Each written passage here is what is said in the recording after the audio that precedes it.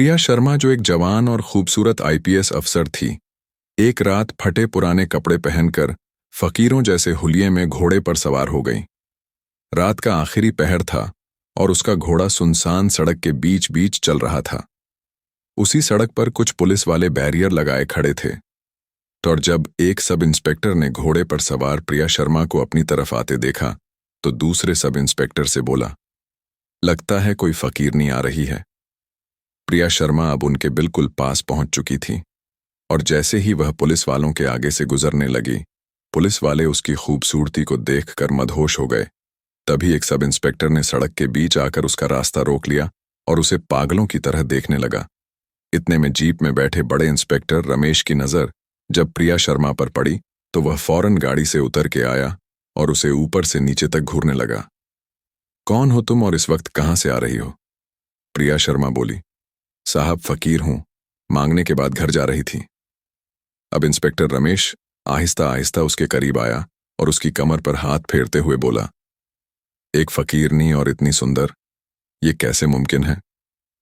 ये सुनकर इंस्पेक्टर और बाकी पुलिस वाले जोर जोर से हंसने लगे।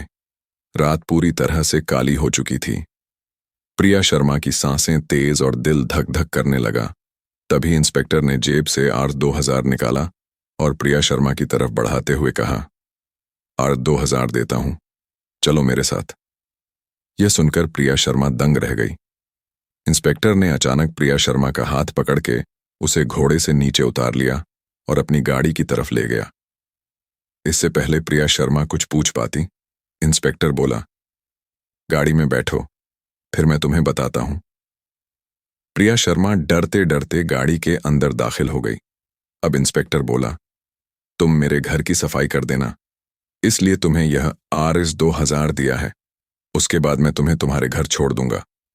प्रिया शर्मा ने कहा, ठीक है।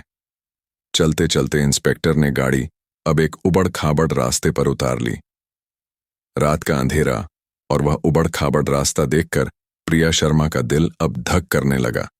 देखते ही देखते इंस्पेक्टर ने गाड़ी एक पुरानी खंडहर हवेली के पास रोक ली और प्रिया शर्मा से बोला, अंदर चलो, यहीं सफाई करनी है। प्रिया शर्मा हैरत से इधर उधर देखने लगी। यह इस वीरान जगह पर कहां सफाई होगी? इंस्पेक्टर उसको खंडहर हवेली के अंदर ले गया। सामने एक टूटी हुई सीढ़ी थी।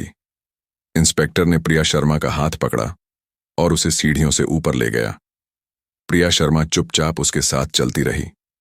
ऊपर एक बंद पड़ा कमरा था। इंस्पेक्टर ने जल्दी से दरवाजा खोला और कहा, अंदर जाओ। प्रिया शर्मा डरते डरते जगहों का जायजा लेती अंदर दाखिल हो गई। इंस्पेक्टर अब दिल में कुछ सोचकर उसके करीब बढ़ने लगा तो प्रिया शर्मा ने आंखों से उसे घूरा। तभी इंस्पेक्टर ने खुद को थोड़ा संभाला और जेब से एक कपड़ा निकालकर प्रिया शर्मा के हाथ में थमा दिया। ये फर्नीचर पर मिट्टी छड़ी है, इसको साफ कर दो। प्रिया शर्मा कपड़ा लेकर जैसे ही फर्नीचर साफ करने लगी, अचानक इंस्पेक्टर एकदम उसके पीछे आकर खड़ा हो गया। उसके चेहरे पर एक अजीब सी मुस्कुराहट थी। प्रिया शर्मा एक पल के लिए झिझक गई। उससे पहले इंस्पेक्टर कुछ करता, अचानक उसका फोन बजने लगा। नाके पर बाकी कांस्टेबल खड़े थे। जल्दी सर यहां आ जाओ, कोई काम है? इंस्पेक्टर एकदम गुस्से से बोला। सारा काम बीच में रुक गया। फिर उसने प्रिया शर्मा से कहा, अभी यह सफाई रहने दो, थोड़ा काम आ गया है, जल्दी मेरे साथ चलो, फिर बाद में आते हैं। प्रिया शर्मा और इंस्पेक्टर गाड़ी में बैठकर वापस उसी जगह पर आ गए जहां नाका लगाया गया था। इंस्पेक्टर ने कांस्टेबल से कुछ बात की और फिर प्रिया शर्मा के करीब आकर बोला, चलो अब चलते हैं, काम खत्म हो गया। प्रिया शर्मा को अब इंस्पेक्टर पर थोड़ा शक होने लगा था। वह बोली, मैं अब जा रही हूं, यह Rs 2000 वापस ले लो। लेकिन इंस्पेक्टर ने कहा, जल्दी फौरन गाड़ी में बैठो, सफाई भी तो करनी है, फिर छोड़ देता हूं तुम्हें घर भी। प्रिया शर्मा गाड़ी में बैठ गई और खुद से बोली, देखती हूं ये कहां तक जाता है। इंस्पेक्टर अब गाड़ी को सड़क पर दूसरी तरफ ले जाने लगा और दिल में कहने लगा, वहां खंडहर हवेली पर ठीक नहीं है, इसे दूसरी जगह पर ले जाता हूं। रात पूरी तरह से काली हो चुकी थी। गाड़ी अब काला वन की तरफ बढ़ने लगी। प्रिया शर्मा ने यह देखा तो दिल में थोड़ा डरी, लेकिन क्योंकि वह आईपीएस अफसर थी, उसने खुद को संभाला। इंस्पेक्टर ने गाड़ी अचानक घने काला वन के बीच रोक दी और बोला, चलो उतरते हैं। प्रिया शर्मा हैरत से बोली, अब यहाँ क्या काम है? क्यों लाए हो? इंस्पेक्टर ने उसका हाथ पकड़ा। आओ तो सही बताता हूं। दोनों जंगल के अंदर पैदल चलने लगे। कुछ फासले पर एक कपड़े की झोपड़ी पड़ी थी। इंस्पेक्टर हल्की मुस्कुराहट के साथ प्रिया शर्मा को उसके करीब ले आया। प्रिया शर्मा के दिल में घबराहट बढ़ने लगी, लेकिन वह खामोशी से देखती रही। इंस्पेक्टर उसके करीब आया और बोला, चलो अंदर आओ झोपड़ी में। प्रिया शर्मा ने गुस्से से भारी आवाज में कहा, यहां कैसी सफाई होगी? इंस्पेक्टर ने उसके लहजे को देखते ही फौरन बात बदली। तुम भी ना कुछ और ही समझ लेती हो।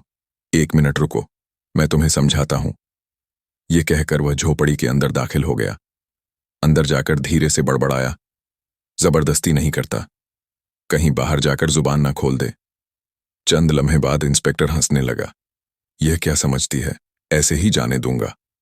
कुछ देर बाद वह बाहर आया। प्रिया शर्मा हैरानी से उसको देखने लगी। यह सब क्या माजरा है? इंस्पेक्टर ने बात को घुमाते हुए कहा, इतना पता चला था कि यहां कोई चोर छुपा है, लेकिन लगता है भाग गया। अब इंस्पेक्टर प्रिया शर्मा के पास आया और बोला, 1 मिनट यहीं रुको, हिलना नहीं, मैं अभी आता हूं। अब इंस्पेक्टर गाड़ी की तरफ जाने लगा। प्रिया शर्मा पीछे से हैरानी से देखती रही कि क्या मामला है।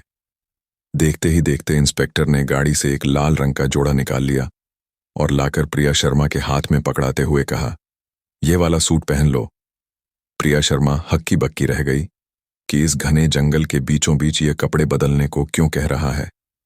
इससे पहले कि वह इंस्पेक्टर से कुछ पूछ पाती, इंस्पेक्टर ने उसकी आंखों में सीधी नजर डालते हुए मासूम से अंदाज में कहा, वो तुम्हारे कपड़े काफी पुराने हो गए हैं ना, झोपड़ी में जाकर ये पहन लो। प्रिया शर्मा को कुछ ठीक नहीं लगा, लेकिन फिर भी उसने वह कपड़े लिए और झोपड़ी के अंदर चली गई। कुछ पल बाद जब वह एक लाल रंग के जोड़े में बाहर निकली तो वह बेहद सुंदर लग रही थी। इंस्पेक्टर ने जब उसकी तरफ देखा तो एकदम जैसे अपना होश खो बैठा और दीवानों की तरह उसकी तरफ आने लगा। जैसे ही वह उसके बिल्कुल करीब पहुंचा, प्रिया शर्मा ने अचानक खांसी की। इंस्पेक्टर वहीं रुक गया। रात पूरी तरह से काली हो चुकी थी और जब प्रिया शर्मा को इस घने जंगल के बीच यह सब ठीक ना लगा तो वह फौरन वहां से चलने लगी और गाड़ी के पास आकर खड़ी हो गई। इंस्पेक्टर अभी भी वहीं खड़ा उसे घूर रहा था और दिल में कह रहा था, आह, अब कितनी खूबसूरत लग रही है। तभी प्रिया शर्मा ने जोर से कहा, दोस्तों, इस रोमांचक कहानी का पहला भाग यहीं समाप्त होता है, लेकिन असली मजा तो पार्ट 2 में है, जो इससे 10 गुना ज्यादा इंटरेस्टिंग और पागल कर देने वाला होगा। अगर आप चाहते हैं कि यह धमाकेदार अगला भाग तुरंत आपके सामने आए तो बस एक छोटा सा काम करें, इस वीडियो पर 8000 लाइक्स और 100 पार्ट 2 कमेंट्स पूरे कर दीजिए। इंतजार मत कीजिए, अभी सब्सक्राइब का बटन दबाएं और घंटी बेल आइकॉन जरूर ऑन करें, वरना आप यह सीक्रेट मिस कर देंगे। जल्दी।